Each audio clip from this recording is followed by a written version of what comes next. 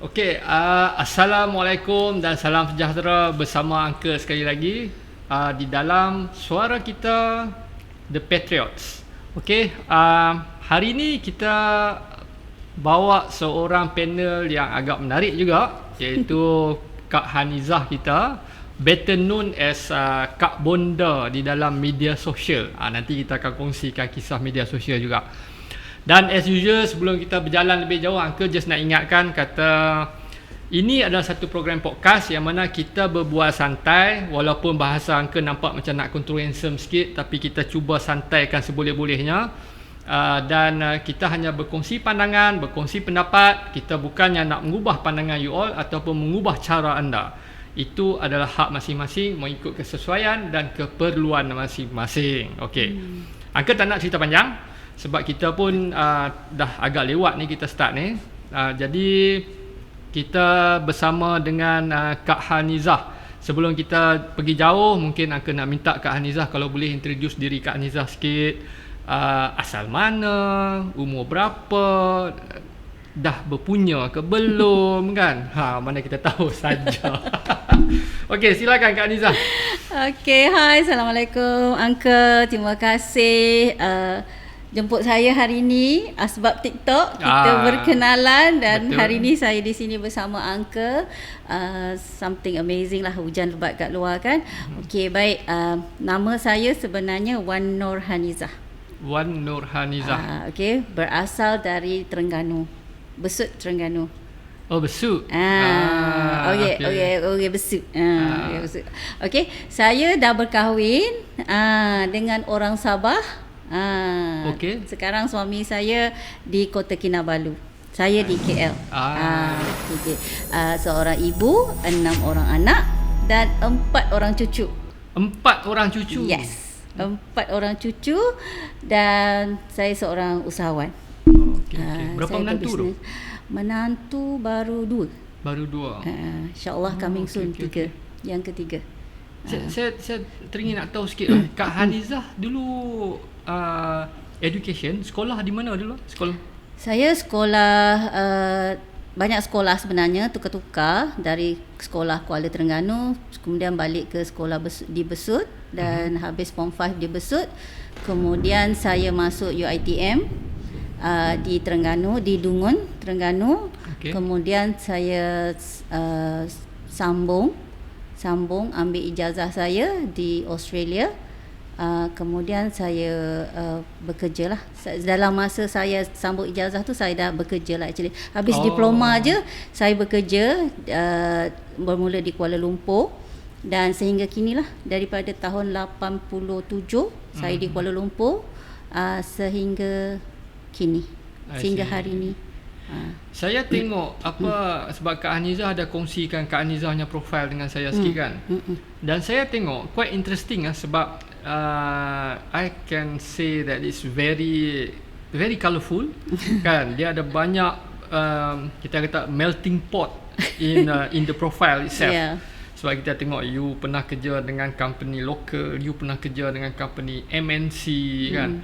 And then not only that, daripada satu jawatan ke satu jawatan tu kita nampak ada peningkatan yang agak, kita kata apa, agak smooth lah. Mana kenaikan tu agak baik. Bukannya setengah orang tu macam tiba-tiba dia naik, lepas tu dia jatuh balik, dia naik balik. No, macam you memang ada satu career path yang very quite clear. Of course with different companies lah. So saya nak tanya akak kan, masa mula-mula akak bekerja dulu kan, pengalaman bekerja tu macam mana bila dapat kerja dengan MNC and then you were a PA to a foreign boss kan. So can you share with us your experience? Saya untuk kerjaya saya untuk bekerja tu, daripada saya belajar tu saya dah plan. Saya dah plan. And saya adalah graduan diploma sains kesetiausahaan.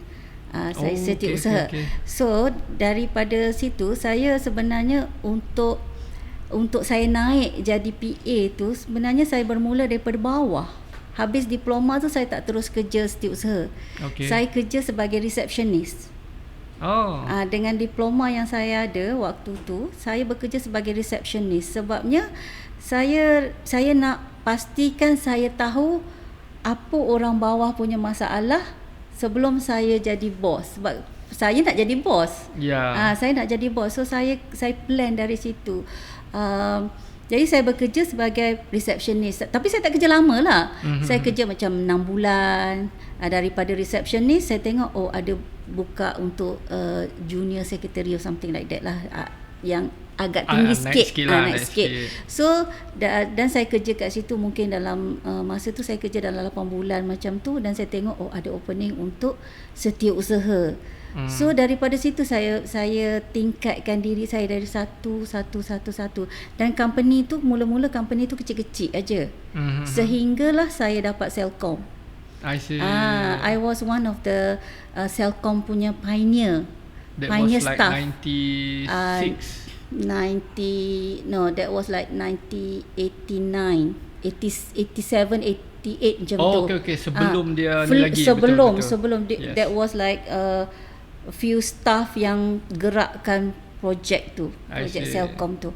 And then I worked there for 3 years. Masa tu dia sebagai setiausaha to engineering department, so the engineering boss, which is a local boss lah, local man. And then 1991 I left. Saya pergi kerja ke advertising firm, which is American advertising firm. Itu baru betul-betul saya orang kata apa, memang challenging. Sebab masa ni you masih lagi diploma? Masih lagi diploma. Okay. Belum lagi sambung ijazah tu. Alright. And then saya masih lagi diploma, tapi masa tu saya dah naik senior secretary bahagian marketing. Okay. So bahagian marketing di Burson Marsteller ni, dia handle concerts for Salem masa tu. Salem concert. Zaman tu, yes. Salem High Country. Yeah. Salem rokok tu kan. So RJ Reynolds is one of our biggest client masa tu. Okay. So masa tu RJ Reynolds bawa masuk Paula Abdul, BB King. Betul. So my department is the department yang handle press, backstage, backstage punya set up everything semua tu lah. Deal dengan kalau Paula Abdul deal dengan orang dia lah, people dia. So kami bawa masuk Paula Abdul, BB King, saya tak ingat MJ, tapi saya rasa MJ pun kita bawa masuk. Kita bawa masuk siapa lagi yang buta tu, Stevie Wonder. Stevie Wonder. Kita rugi tak kenal lagi masa tu kan. Kau tidak boleh dapat konsert free. Yes. Tiket konsert free. Masa tu free lah. Iyalah. Aduh. So then masa tu saya dah kahwin, baru anak seorang, and kerja being a mother and a career woman, that was tough dekat advertising. Sebab saya hectic time. And also masa tu one of our biggest client adalah Canadian Highcom, which kalau dia buat roadshow, kalau kita manage roadshow untuk dia, then you will have like sleepless night and you will live on suitcase. Sebab dia ada you kena pergi Ipoh, you kena pergi utara, you kena pergi selatan. You were in your 20s masa tu? I was in my 20s, yes. Fresh lagi. Macam kita tengok macam akak, bila akak start kerja tu, terus kerja dengan kita kata maybe the first few years tu dengan company-company yang kecil-kecil, and then you straight away masuk Celcom and join all our established companies.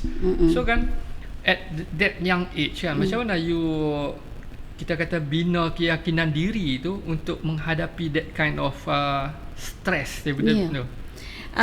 I was one of someone orang kata agak degil. Okay. Kalau if I want something, I would get it. So apa saja yang ada kat depan tu, I redah. Jenis macam tu, redah. Jadi memang hektik, memang stres, tapi memang yalah, mana ada suami yang tengok bini dia tak ada kat rumah kan. Orang sebulan kan living on the suitcase kan. Macam kalah pula stewardess kan. Stewardess pun boleh balik rumah, I tak ada masa nak balik rumah kan. Jadi memang stres, tapi I not that experience. I want that. So mungkin masa tu in my early 20s, 24, 25 masa tu umur kan. Jadi masa tu dia punya excitement tu to know the industry, to know how these people live, how am I going to survive dalam tu it's very exciting for me. Rasa ingin tahu kan. Saya nak. At least bagi aku rasa sekali lah. Because masa tu orang selalu cakap, oh advertising ni macam ni. So you dengar stories kan. I'm one of the person yang kalau saya dengar stories, I need to verify. Okay. Is that true or not? If people talk about me, I nak tahu true or not. So is this move you come all the way over here untuk buat podcast ni, is this one of the steps you nak verify kan betul kan ke ni siap cerita poyo ya kan buat podcast? No, ini bukan nak verify uncle. This is one of the things saya nak buat. Uncle dah memang wujud tengok dekat TikTok tu live pukul 11 malam tu dah memang wujud dah. That's the no need to verify. Tapi podcast is something yang saya memang nak buat. But I don't know how. I see. So I sentiasa I always cari siapa yang boleh ajar I. Okay. Because saya suka belajar. Saya suka belajar. Sebab tu kalau saya tak ada orang nak ajar saya akan cari. Sekarang ni senang kan, Google. Pakcik Google is very nice. Yes. So Google you boleh dapat. Tapi you need somebody to teach you, to verify betul tak apa yang I belajar ni, something like that. So at that young age tu, anak seorang, and then quite smooth lah orang kata dalam kehidupan tu, quite smooth, gaji besar at that age, gaji dah ribu-ribu kan, and then suami pun gaji pun selesa, and we managed to buy at young age, kita beli banyak property. So you rasa macam I have a good life. So you nak benda tu lagi, nak lagi. That's why you strive until it lasted me 3 years or 4 years macam tu. Then I give up sebab masa tu dah pregnant anak kedua, dah ting tong with the hormone changes and everything. So I tarik diri daripada that company, and then I went into MNC. Okay. So bigger one actually. Okay, sekarang ni Kak ni sebelum kita sambung Kak Nizah kan, kita tengok sikit kalau kita ada sahabat-sahabat kita dalam live kita, kalau ada yang bertanya apa-apa. Mic kurang sensitif, suara macam jauh. Maybe Eddie, boleh kita adjust sikit tak kamera tu, suara bawa Kak dekat Bonda sikit? Tak jelas. Sekejap kita cuba adjust dekat sikit. Minta maaf sebab apa, minta adjust mic kurang jelas. TikTok tu kita direct mic phone lah. You bawa dekat-dekat yang sedekat-dekat yang boleh lah. Okay, ni yang maksimum lah. Kalau tak frame dah potong lah. Oh ya. Ataupun akak boleh nak join kot. Kita letak di sini. So kita pakai mic ni. Boleh. Macam mana nak join? Uncle kena invite. Request. Macam mana nak request? Where? Dekat tu yang multi guest. Oh, multi guest. Okay. Request. Okay. Okay, dia dah keluar dari situ. Dekat bawah tu guest ada gambar request. kepala merah biru tu. Ada nombor 1. Kau klik. Kau klik situ. Guest. Saya klik. Ada tak Kak Bonda accept? Kak Bonda accept. Uncle kena lap dahi berminyak. Oh ya ke? Allah, siapa tu? Cuba. Okay, hi guys. Boleh? Okay. So your phone kita boleh letak depan ni. So clear sikit. Kita ada suara kat situ. Kau lowkan voice dia. Volume. Yes. Bagi tutup terus volume dah apa? Situ. Okay, now clear. Boleh dengar everybody? Okay, boleh dengar semua. Kita punya podcast tak apa sebab boleh potong. Kan? So that's what I go through lah. I see. And then daripada that advertising firm tu, saya pergi ke oil and gas. Oil and gas. Okay. Oil and gas. Okay, kalau kita nak ringkaskan kan dalam your career path ni, paling tinggi pencapaian you yang you rasa proud of sampai sekarang ni kan, apa yang you boleh kongsikan?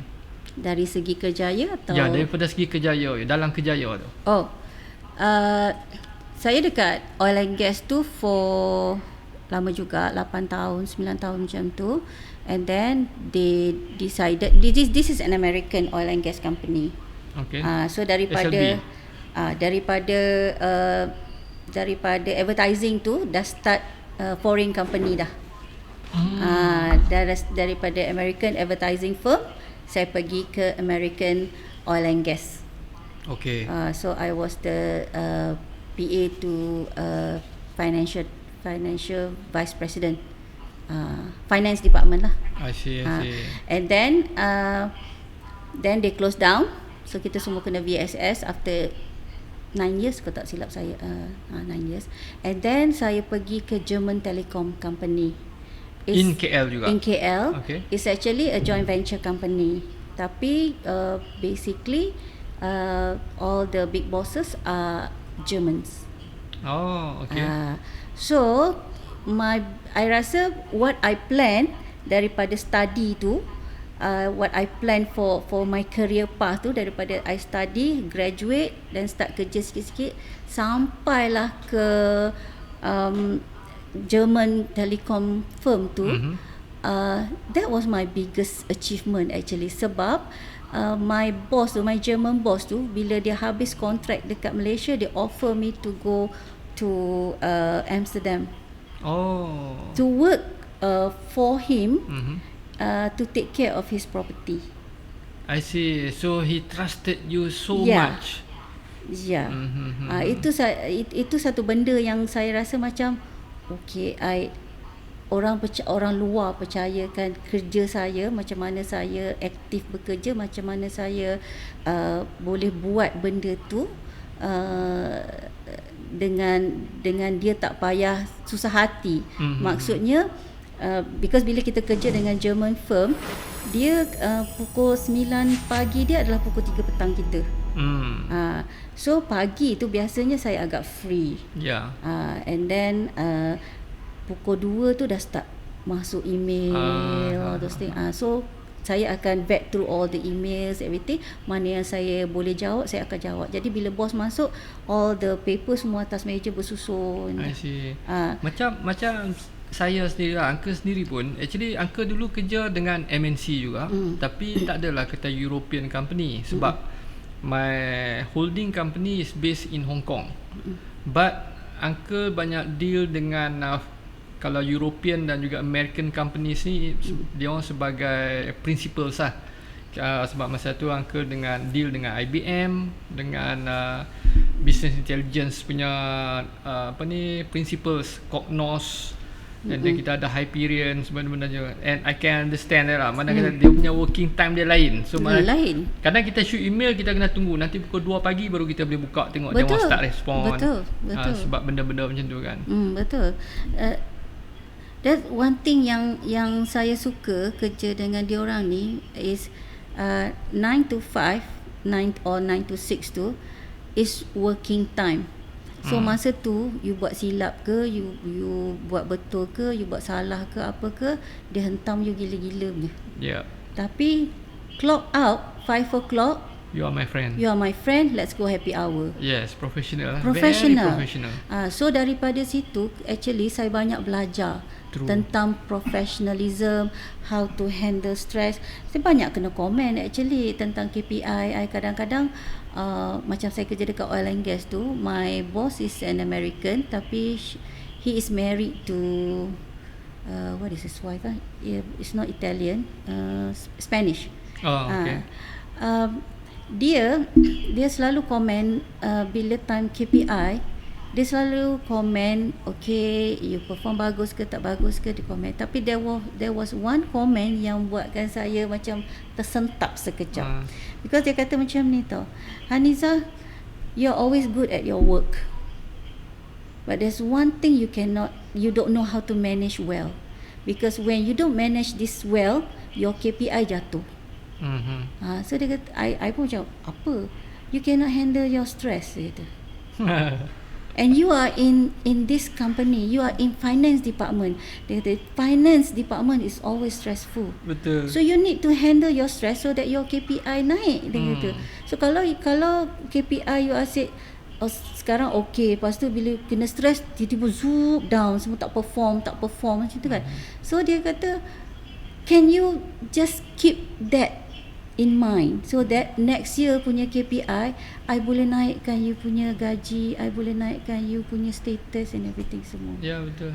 So masa tu lah saya rasa macam okay, betul ke tak aku ni, betul ke tak? Ya. Then you start to realise betul, saya memang tak pandai manage stress.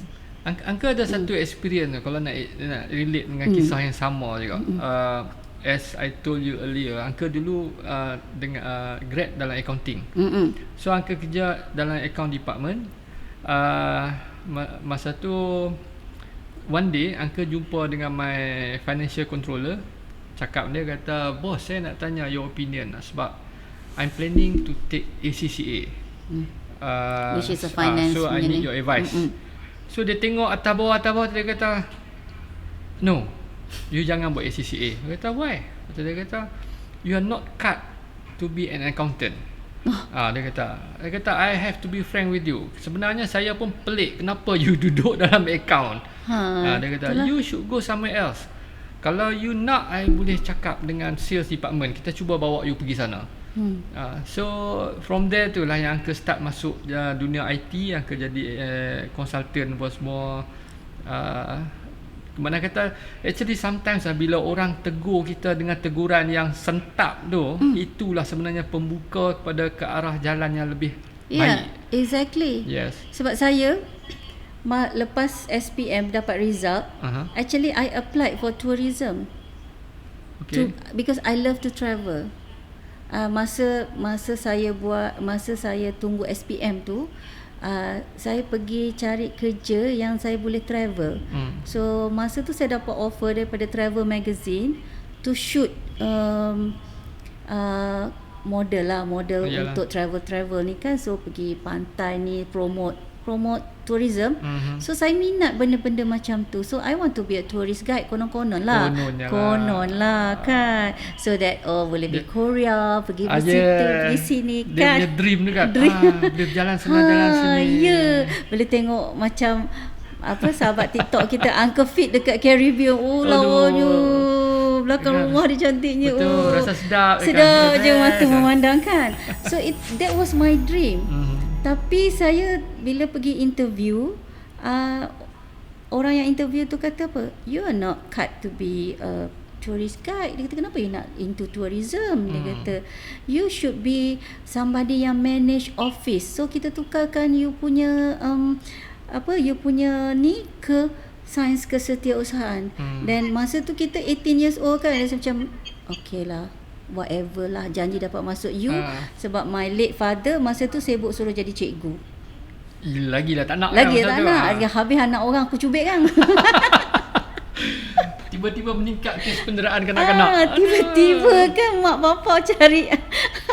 So I don't want that. So tu saya dapat masuk kat situ.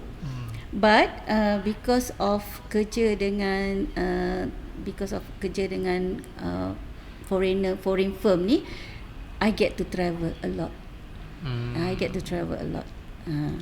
Okay. Okay guys. Okay. Masih lagi bersama kami di dalam Suara Kita Podcast bersama saya Uncle D. Minta maaf Abang Fendi kita tak dapat join sebab dia sibuk dengan baby dia. So kita tak boleh nak ni.